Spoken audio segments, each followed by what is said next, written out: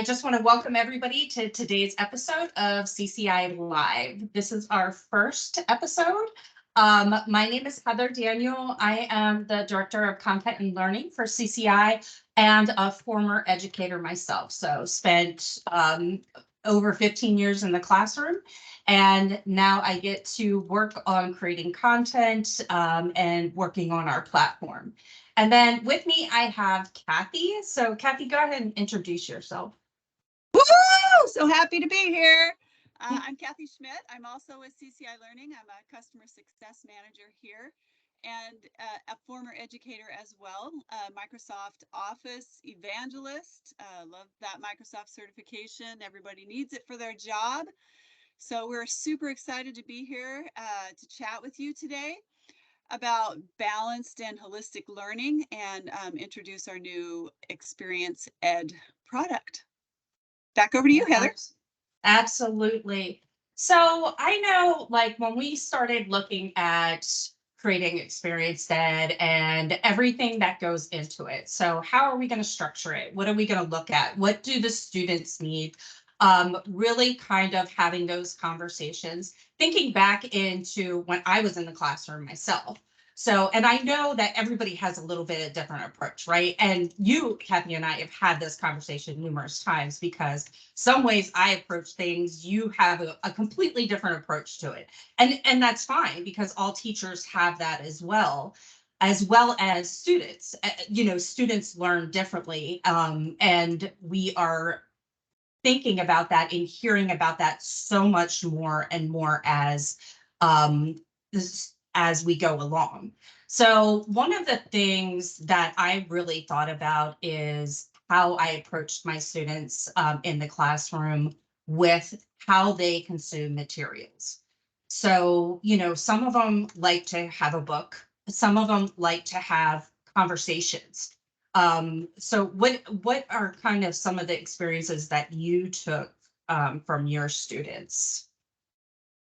Well, most teachers like to offer all three types of learning, auditory, visual, kinesthetic. In CTE courses, we're lucky that we have so much hands-on material that students can learn with.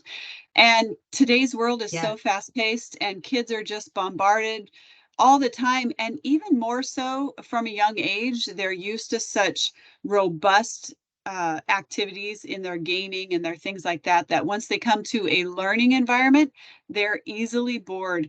So I really love offering multiple different ways for students to learn from. So whether that's an ebook, uh, any kind of quick clip or, flashcard type thing.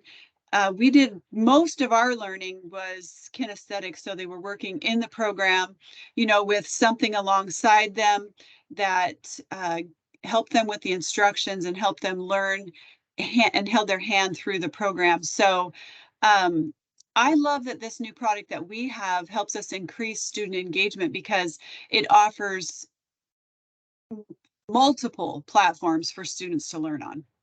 Yep. So I'm going to go ahead and share why we're talking about that. So, and I agree with you. So CTE, we're kind of lucky, right? They are hands-on all the time, which is great. And so inside of the platform, when we were looking at it, and first initially is just what are the resources.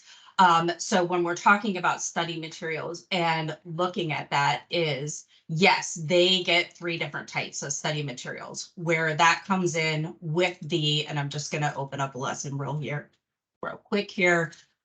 So once they are going into the resources, they do get 3 types of study materials. So they can do the ebook, they can do a quick deck. And when we say quick deck, what does that mean? Flashcard. So they get that flashcard based system if they just like chunks. So when I'm learning, I like everything chunkified. So that way I can just look at it and I'm like, okay, I'm getting ready to learn about portfolios. And then you can look at the other side of the quick deck and go through flashcard base. And then also video based. So we know students love videos, right? And we even love videos. So there are video based learning. Now, so the nice thing is, right, they can pick and choose whichever one that they want. It doesn't matter if they pick the ebook or the quick deck or the quick clip. They're still consuming the exact same information. It is just they get to pick and choose the way that they like to learn and their best way of learning.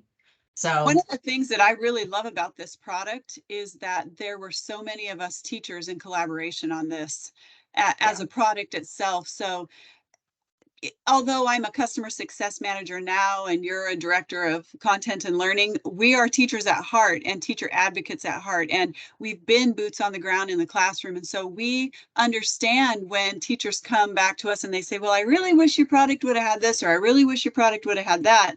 And I love that we have been able to incorporate so many of even just the little luxuries in this program. So in each of these products, you can see the little icon for the immersive reader. And so that is just one of the really powerful things for students. Also a learning element for them that just takes it over the top. So it's just fantastic that there are so many different things. And like you were saying earlier, you have one way you might have done it in your classroom, and I have another way I did it in my classroom. And one of those examples is that I know you like kids to go through material first, and I'm kind of a, hey, let's take the test and reflect and only learn what we need to learn. And I love that that's built into this program. I love that, we have a benchmark and we have prescriptive learning and we have these things that help students not waste their time and also do the heavy lifting for the teacher. So a lot of great different learning styles and learning tools inside of this program. Yep. Very good point there, Kathy, because with the prescriptive learning model, and this is going to go, two ways. But today we're really focusing on the student. So we'll focus on the student. Next week we'll focus on the instructor experience. But we only have 20 minutes, right? Right, so we can right. only do so much. But so when you're thinking about the student, I know in my classroom, I always like to give the students their own self-paced, right? So I said, okay, example, Microsoft Word, we're going to study Unit 1. You have, 2 weeks to get Unit 1 done.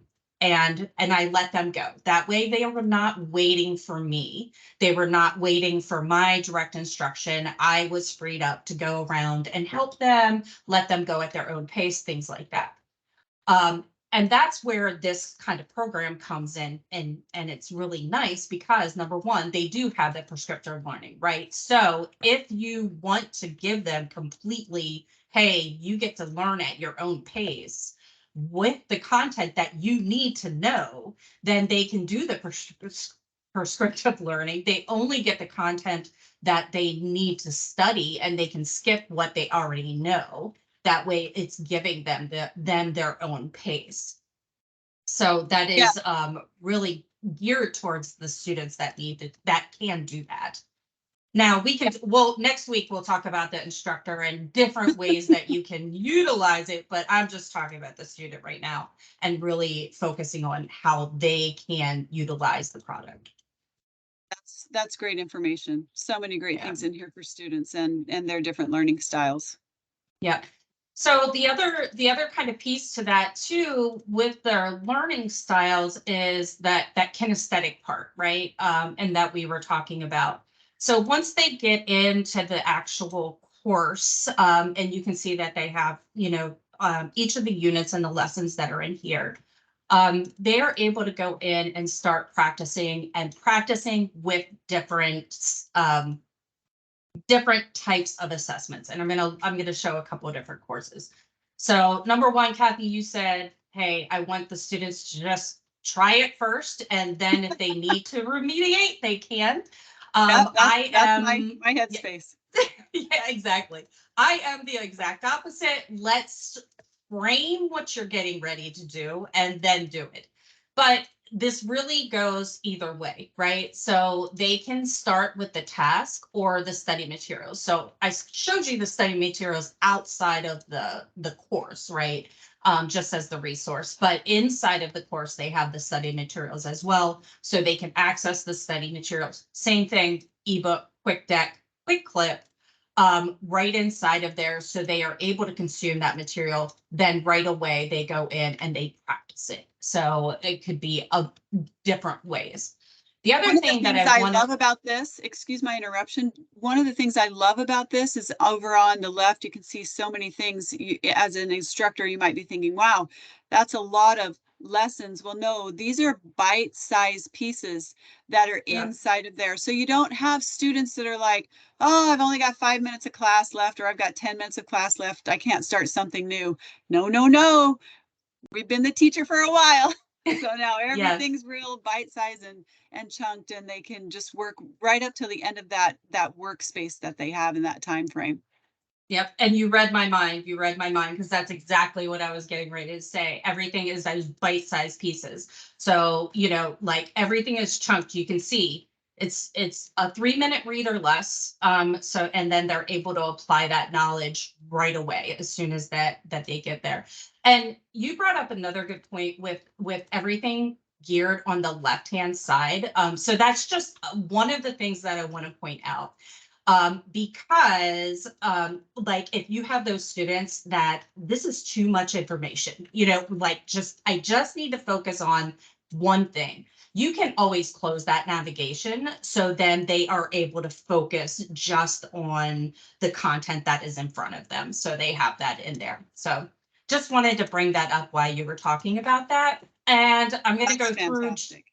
Yeah, exactly. Because if you just think about all of the students that, hey, this is just too much, it kind of reminds me of one of the old web browsers that just had ads. You know what I mean? So, like, let's just make it nice and streamlined so we can focus on what we need to focus on. But there's a ton of different types of activities that they get to do, so they can, they can change it up. So this course is the PMI, Project Management Ready. It is a non-in-app course, so it's interactive, and that's why so we are able to add a variety of different types of tasks or learning activities that they can get their hands on. So they have that in there. Another one is if we were getting into like the Python course, or the HTML courses, any of the coding courses, the coding piece is right inside of the application. So they're able to learn just like any other, and you could see the structure is exactly the same, right? And that was another really important piece for Kathy and I is it doesn't matter if you're in Python or you're in PMR or you're in Word, the structure of the navigation, the structure of the courses needs to look the same. So the students are able to transfer, from course to course to course very easily. And there's But really something to be said for that, for increasing your student engagement, because the less fear and trepidation that a student has, the more they're willing to put themselves out there. So they might get done with something and think, well, I've always kind of wondered about Python, and I already know how to do this with the Moss. yeah, So I'm just going to jump in there and check it out. yeah, great. Yes, I completely agree with that. And then, and I didn't pull up the. Uh-oh, I lost my window, Kathy. I lost it. Don't know where it went. Oh, there it goes. Okay, and then bringing up Moss, so same thing, we're in Microsoft Word, we still have the navigation. They are able to go through and start doing their tasks right inside of Microsoft Word. So they're still kinesthetic, they're still in there, they're still doing it, but then it's helping and I'm getting into instructor again, but we'll talk about that next week. But the instructor of saving time, of the structure is there, 1, 2, 3, and then and it grades them right away. So student engagement is, and they're getting that instant feedback, right? So they have that instant feedback. They're able to see that they can show the solution right inside of the content. All of those pieces are built into the program. Yeah, the other piece I love about, since we're really discussing increasing student engagement here, is that Yes. students get really picky about their layout and their functionality, their tactile functionality. And so I love that. And I'm sure you were probably just getting to this too, but that task pane can be bumped over to the right or be, bumped over to the top, can be undocked, can, like you showed before, can totally be hidden so that they're just looking at what they're doing. But a lot of different configuration that can be done by the student. Yep. To help their tactile senses and help them be comfortable in their work environment. Yep, absolutely. So Hang other on, thing, Heather. yep, Are you yes. sharing that same screen? I'm getting a comment on here that they're not seeing the screen. Are people not seeing the Python non-primitive data structures? You should be seeing that. Okay. They're seeing it. Okay, good deal. All right. So the other piece of this, when we were talking about, what do we need to engage students? Because we all know CTE, hands-on, they're on the computers, everything else. So some of the other things is they need to get off of the computers every once in a while, right? Amen. I mean, and I don't know about you, Kathy, and I don't know, maybe we had this story before, but as a CTE teacher, you have the students, they come in, they're engaged right away, right? They're on their computers, they're engaged. I literally have a student that sat in the front of the class and had no idea what the person's name was at the back of the class. I'm like, you guys sat here for weeks on end with each other and did not engage or have a conversation with each other. So it is important for them to get off of the computers as well. And we want to make sure that instructors are getting those resources to how do you get them off of the computer and start doing other things and learning those pieces. So some of the things that we talked about, and this is a unit plan, but that's instructor. We're going to focus only on student engagement. So some of the things that we built in is warm-up activities and extension activities. Now, are all of these off of the computer? No, but it is starting to get them to really start thinking about their content away from, the platform or engaging with other students and even focusing on soft skills, because we all know how important those skills are as well. So each of the units do have those warm-up activities, which is getting them ready for whatever they're learning, and then the extension activities as well. And this goes into teaching what they have learned, creating portfolios. Portfolios are huge. I always had my students create a portfolio to show not only to show what they learned, but to be able to explain what they learned, to take it on a job interview, like, hey, this is what I can do, and hey, I can show you what I can do. So here is my certification, but then here is evidence that I actually know what I'm doing. So all of those are in there. Yeah, yes, exactly. Some of the other things that we built in is study guides. This was one of your suggestions, and something that we really wanted to see is the students are able to have the study guide that goes along, and this goes along directly with the course that is in Experienced Ed. So they have this, they can, the teacher can give it to them. They have a way of being able to go back and look at something off of the computer or when they are engaged in the course. And with those study guides, there's a couple of different ways that you can engage the students with them. You can give them the complete one, or as they're going through the lessons, they can actually, hey, here's the explanation. Now I have to find the topic. So I actually have to think a little bit and engage in that.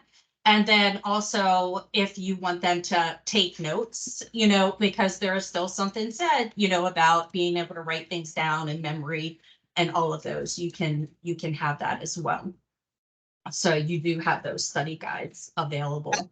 That's great. One of the things, and just tell me if you were coming to this, that I love, love, love in these is that you have those unplugged activities.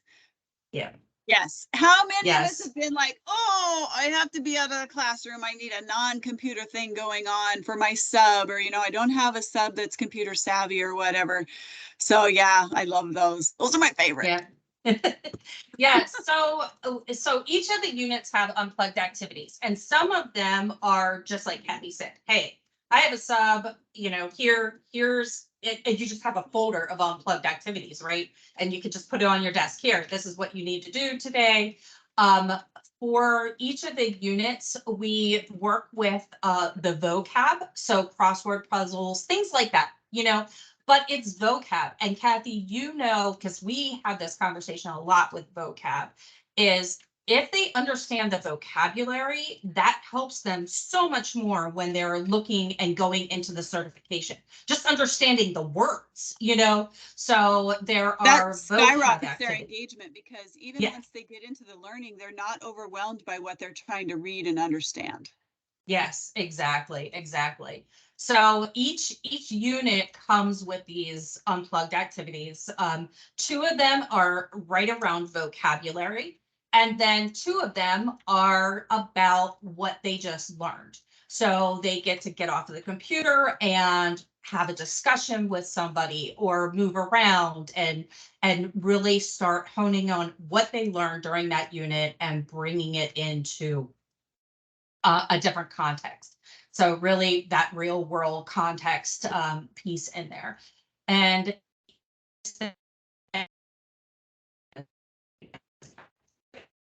you get Lost you there for a second. here my it Oh, there we was go. weak.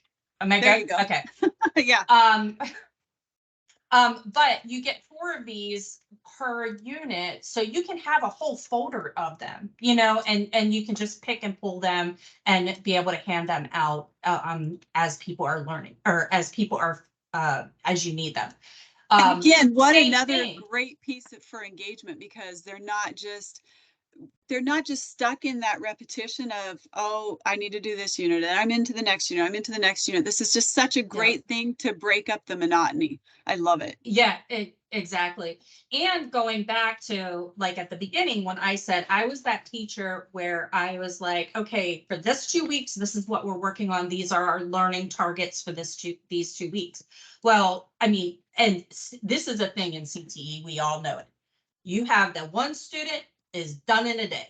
You have the other student that takes all 14 days to complete the work. So what do you do with those students, and how do you keep the students engaged that are finishing at different times and still engaged on what we are working on, right? Because not engaged doing something else, but let's keep them engaged here. So a couple of things. Number one, what we're talking about here, unplugged activities, the extension activities, warm-up activities, those can keep students engaged in there. But then going back into the platform, like you said, Kathy, okay, well, this student has mastered Word. So what do they want to do now? Well, oh, they're interested in Python. Well, hey, you have Python right here. As a teacher, you're able to support their learning because you're in the same room with them, but you have the ability to then have this student on Microsoft Word, this one on Excel, this one on Python, and you can actually run a class that way and keeping the students engaged and giving them what they want to learn and use. So many great ideas. We are down to 4 minutes, if you can believe it. We just rambled and rambled. We're so excited. So what else do you have for us, Heather? Or are we ready for questions? We are ready for questions. Were there questions that came up in the chat? Carrie had a question that I think I answered sufficiently. So Carrie, if you had anything else, if you're going to be using the MOS program, of course, you need to have that installed on your machines because it is an in-app program. So just Another very question excited. to you. But Yeah, another question, Heather, that you can maybe answer for all is in the Python for encoding, when students submit, does the system grade the work for them or the professor has to grade manually? no. Yeah, so I mean, yeah, everything is graded for them. So it is all right inside of our program. So it goes through, they have the prompt, they code it in there and it grades it for them, gives them automatic feedback. And then same thing, if they're stuck and they need to see the solution, then they can see the solution as well. Going back to Lucky, 10 years of teacher experience, and we're like, get it all in there, do all that heavy lifting.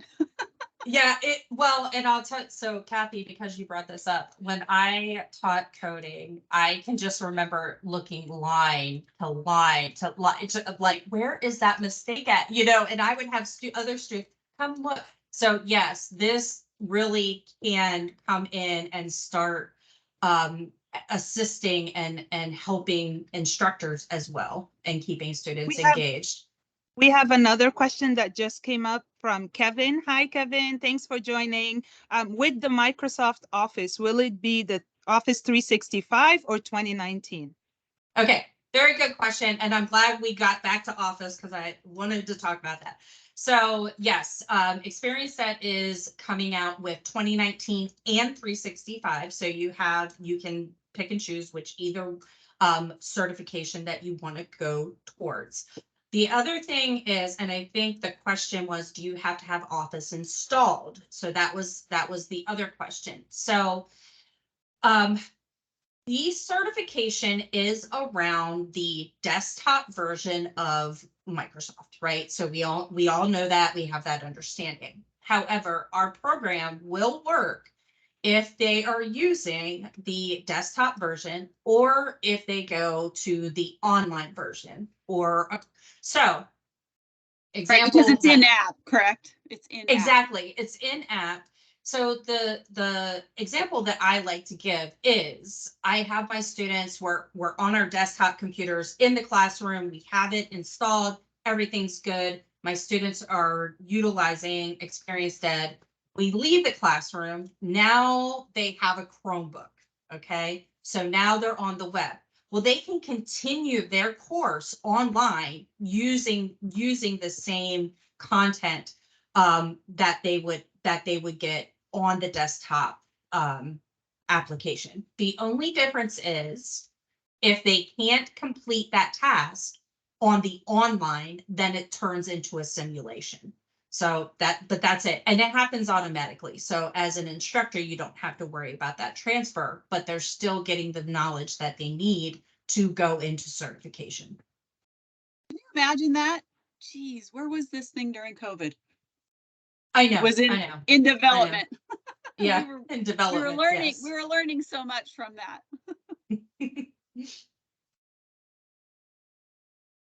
Yeah, and Kevin, you're thinking about using it for certification tests geared for 365 or 2019. So Certiport has two separate certifications. They have a 365 apps certification for Word, Excel, PowerPoint, all of those, and they have a separate 2019. So you would just choose whichever exam you were leading to and then choose that corresponding curriculum. That makes sense? Hopefully that answered your question. Yeah. Perfect. He said thanks. Yes. Any other questions? Well, I just want to thank you guys for coming to our first episode of CCI Live. We will be running these about once a week, so just keep an eye out on it. We will be doing 2 sessions per month. 2 sessions. I don't think that just made sense, but 2 sessions per month.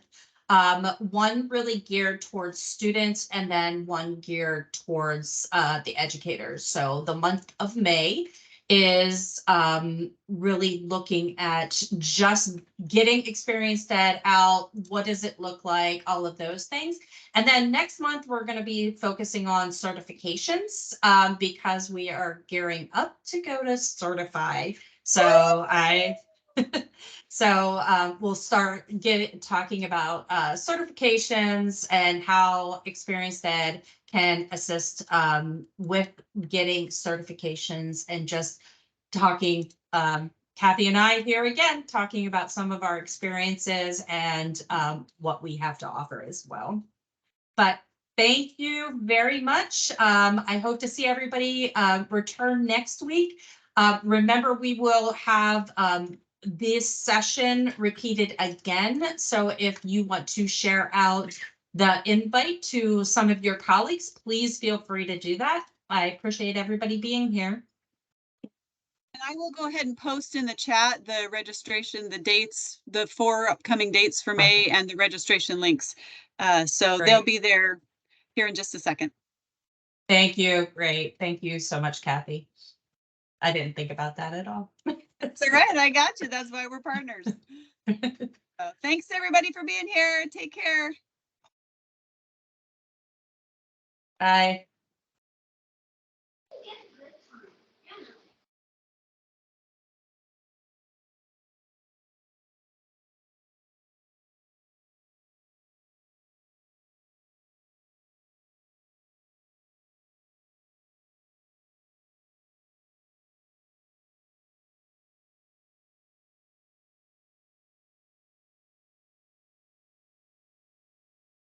Yes, I think that we will follow up with the link of the recording.